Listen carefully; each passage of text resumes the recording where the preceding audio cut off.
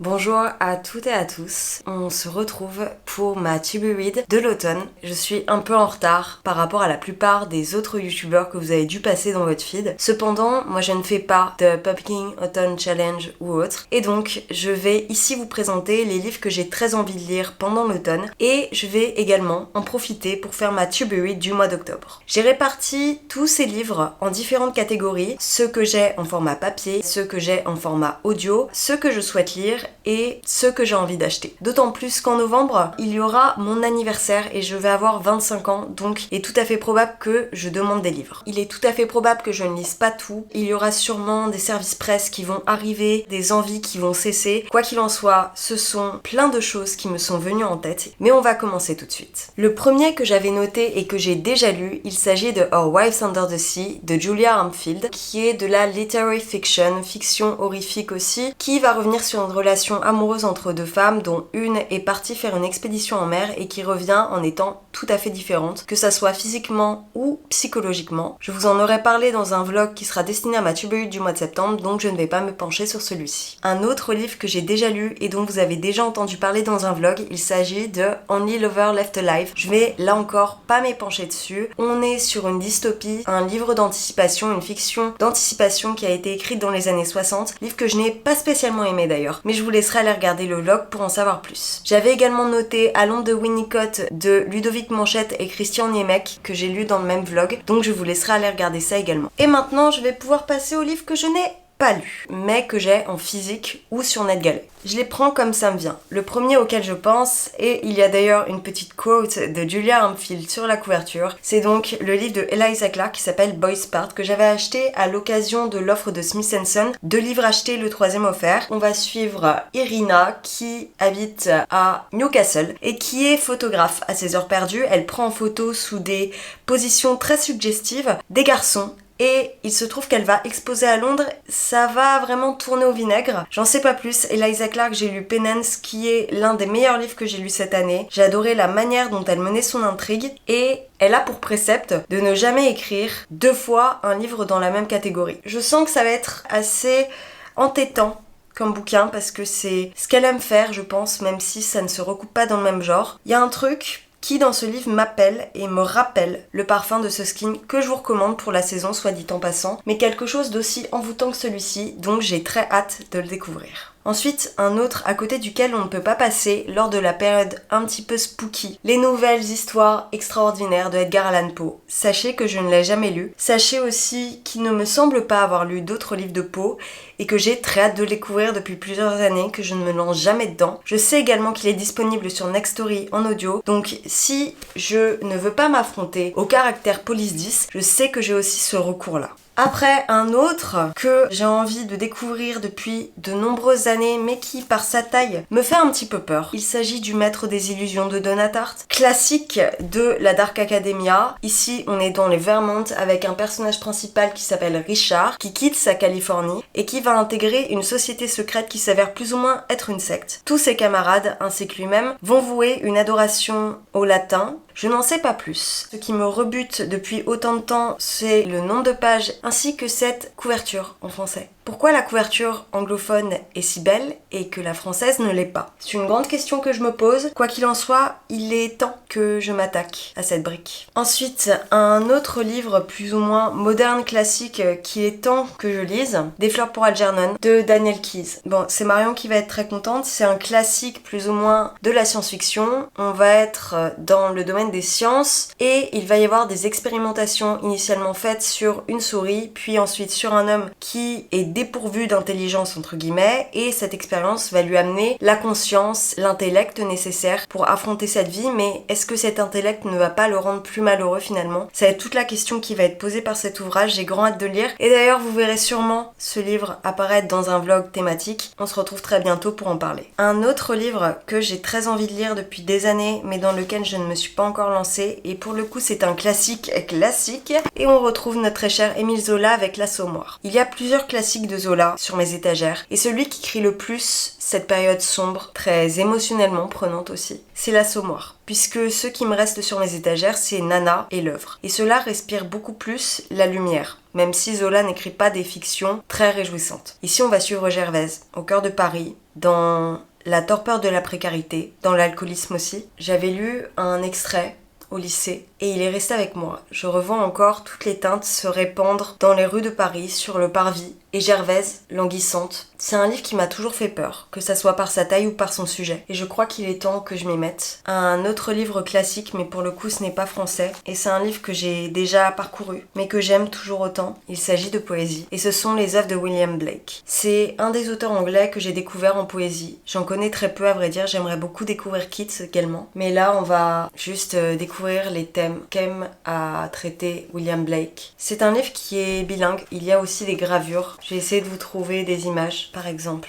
le type d'illustration qu'il y a. Si vous aimez tout ce qui traite du gothique, ici c'est une manière de le découvrir avec la poésie, ce qui n'est pas toujours ce vers quoi on se tourne en premier. Mais ne serait-ce que par la couverture, vous pouvez vous douter que ça va vraiment faire appel à toute cette imagerie. D'autres livres classiques que j'ai envie de découvrir, il s'agit d'un livre audio qui est un recueil de nouvelles de 9 histoires horrifiques que j'ai eu grâce à Ned Gallet. Et dedans, il y a notamment Carmilla de Le Fanu, il y a La Morte amoureuse de Théophile Gautier. Je vous mettrai l'image à la fois du livre audio et la liste des livres juste ici. L'autre livre que j'ai en physique et qui est resté à Paris mais que je suis quasi sûre de lire pendant ces mois d'automne, il s'agit de The Stationery Shop de Marjane Kamali qui en français a été traduit par la librairie de Téhéran. Je n'en sais pas grand chose si ce n'est que c'est une romance historique qui se passe dans les rues de Téhéran. Là aussi il fera partie d'une vidéo thématique dont je ne vous parle pas plus amplement. Voilà pour les livres que je possède en physique et qui sont quasi sûrs d'être lus. Et je passe désormais au peut-être. Les premiers que je vais vous évoquer, ce sont des livres que j'ai en format numérique. Le premier, c'est le recueil de Angela Carter qui s'appelle The Bloody Chambers and Other Stories. Donc là, ça va vraiment être une réinterprétation des contes de fées qu'on connaît, avec un aspect plus horrifique, plus noir. Angela Carter, elle est connue pour ce type d'histoire, mais je ne m'y suis jamais tentée et je pense que l'automne est vraiment la saison dans laquelle il est bon d'en tourner les pages. L'autre livre, c'est une bande dessinée de Sarah Anderson qui s'appelle Fangs. Ça va être une romance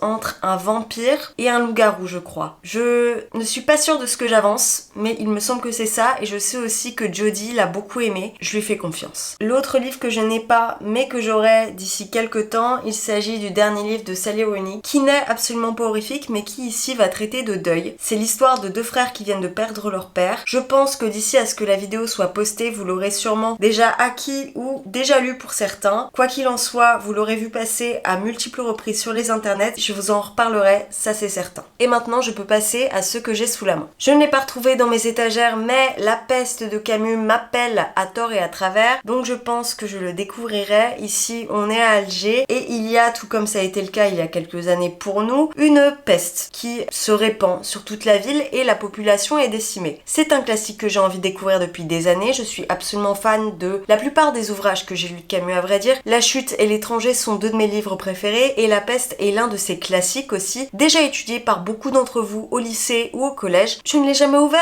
alors qu'il est là depuis peut-être 10 ans. Et parmi ceux que j'ai piqués dans les armoires de mon père, il y a Dark Matter de Blake Crouch. Je passe beaucoup de temps sur le booktube anglophone états-unien, et je ne cesse de le voir passer comme étant l'un des livres de science-fiction les plus adulés, changeants de ce qu'on peut voir initialement. Blake Crouch, je ne l'ai jamais tenté, pour autant j'ai acheté le premier Howard Pines à mon père et il s'est acheté la suite d'un coup. Et ensuite, on lui a offert Dark Matter et Récursion. Donc je crois que si on commence avec Blake Crouch, on est dans une torpeur. Quoi qu'il en soit, ici, on va suivre un prof d'université qui se retrouve capturé et qui va se retrouver dans un univers où il n'a plus la même femme, il n'a plus les mêmes enfants. Je ne veux pas trop en savoir, si ce n'est qu'on va être dans un autre espace-temps, dans une autre dimension. On verra si je le découvre. Il me donne bien envie à vrai dire. Il est pas si long de ce que j'en vois. Un autre livre que je lui ai piqué, If We Were Villains de ML Rio, là encore disponible en audio sur Nextory. J'ai très envie de le découvrir, un petit peu moins que le Maître des Illusions, et vraisemblablement il y a deux teams, soit le Maître des Illusions, soit If We Were Villains. En tout cas, là on va être dans un univers shakespearien, universitaire encore une fois. Il y a un meurtre, la personne qui a été accusée est libérée. Il me semble que la personne qui l'avait accusé, ou du moins qui l'avait jugé, sait que ce n'est pas lui le coupable, et on va retracer toute cette histoire depuis le début. début. C'est un livre sur lequel j'ai vu des avis très partagés, donc j'ai hâte de voir quel avis j'aurai. Le dernier livre que j'ai piqué sur les étagères de mon père et que je suis tout à fait susceptible de lire, c'est plutôt l'auteur qui m'intéresse plutôt que le livre en lui-même. Il s'agit de Billy Summers de Stephen King. Stephen King, j'ai lu Carrie et un autre dont je ne me rappelle plus le nom, ainsi que quelques extraits de Shining, mais j'ai envie de me tenter à une œuvre plus récente. Ici j'ai pris Billy Summers, mais je suis tout à fait sujette à en lire un autre. On va suivre dans celui-ci un tueur à gages qui s'engage à tuer des personnes qui commettent elles-mêmes des crimes, il me semble. On va être dans cet univers assez reculé des États-Unis, vraisemblablement, dans une population vieillissante. J'en sais pas grand-chose à vrai dire, si ce n'est le plot initial que je viens de vous citer. Donc on verra si je me tente à Billy Summers ou à un autre. Et si vous avez des recos, n'hésitez pas à m'en faire. Je passe maintenant à ceux qui sont sur mes étagères. Ici, on va parler d'un recueil de nouvelles de Julia Armfield à nouveau qui s'appelle Sad Slow. Ce sont des nouvelles horrifiques qui, à mon avis, vont encore parler de fond marin. Peut-être que je vais faire une petite pause avant de me lancer dedans, mais il est tout à fait probable que j'en lise 2, 3, 4. Et le dernier que j'ai envie de vous citer et que j'ai sous la main, il s'agit de Beloved de Toni Morrison. Là encore, un classique moderne qui va être du réalisme magique, qui va traiter de deuil et de famille. On va suivre dans les années 1856 une ancienne esclave qui s'appelle Seth qui a tué l'enfant qu'elle chérissait au nom de l'amour et de la liberté pour qu'elle échappe à un destin de servitude. Quelques années plus tard, le fantôme de Beloved, la petite fille disparue, revient douloureusement hanter sa mère coupable.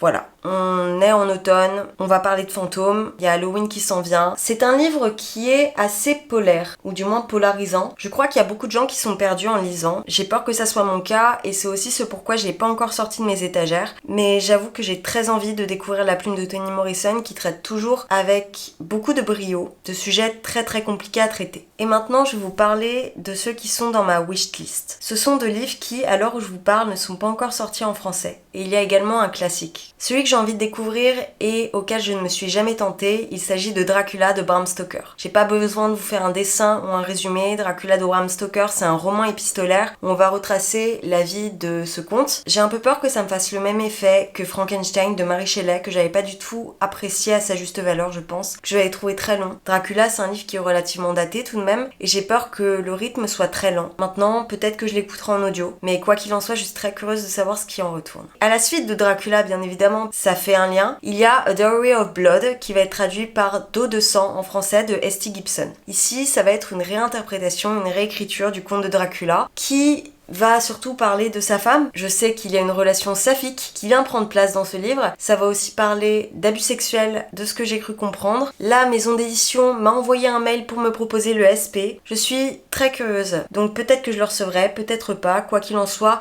il est tout à fait probable que je me l'achète si ce n'est pas le cas. L'autre sortie de Saxus qui m'intéresse, il s'agit de Lady Macbeth de Ava Reid, qui là va être une réinterprétation du personnage de Lady Macbeth, qui est vue comme une figure de la torpeur de Macbeth en lui-même dans l'histoire initiale de Shakespeare. C'est un personnage qui n'est pas énormément développé par le dramaturge et j'avoue que là encore c'est de la curiosité. Voilà pour les livres qui me sont venus à l'esprit. Je sais que je lirai d'autres livres que ceux qui sont présents dans cette vidéo. Quoi qu'il en soit, c'est ma sélection pour les lectures de l'automne, tristes, spooky, sombres, horrifiques. Et je reste quelques minutes de plus avec vous pour en tirer quelques-uns de mon chapeau pour le mois d'octobre. Eh bien, je pense que ça va être très rapide. Je vais vous citer quelques-uns qui sont là depuis le début de cette vidéo. Je vais me replonger dans les textes de William Blake. Je pense que je vais lire également Fangs, puisqu'à mon avis il est relativement court. Pour arriver au bout de cette pavasse, je vais lire Le Maître des Illusions, ou du moins le commencer. Pas sûr que je le termine au mois d'octobre. Il n'y a pas assez de Unhinged Woman ici, donc je pense que Boys Part de Eliza Clark fera également partie du lot. Je vais écouter les 9 nouvelles à glacer le sang. Je vais lire les nouvelles histoires extraordinaires de Poe et Des flops pour Algernon de Dan Elkis. Donc voilà pour ma to-be read du mois d'octobre et pour tous les livres que j'ai envie de lire pendant cet automne. N'hésitez pas à me dire ce que vous avez envie de lire pendant cet automne. J'espère que cette vidéo vous a plu. Si c'est le cas, n'hésitez pas à commenter, à aimer. Et puis nous, on se retrouve dans la prochaine vidéo. Sur ce, ciao!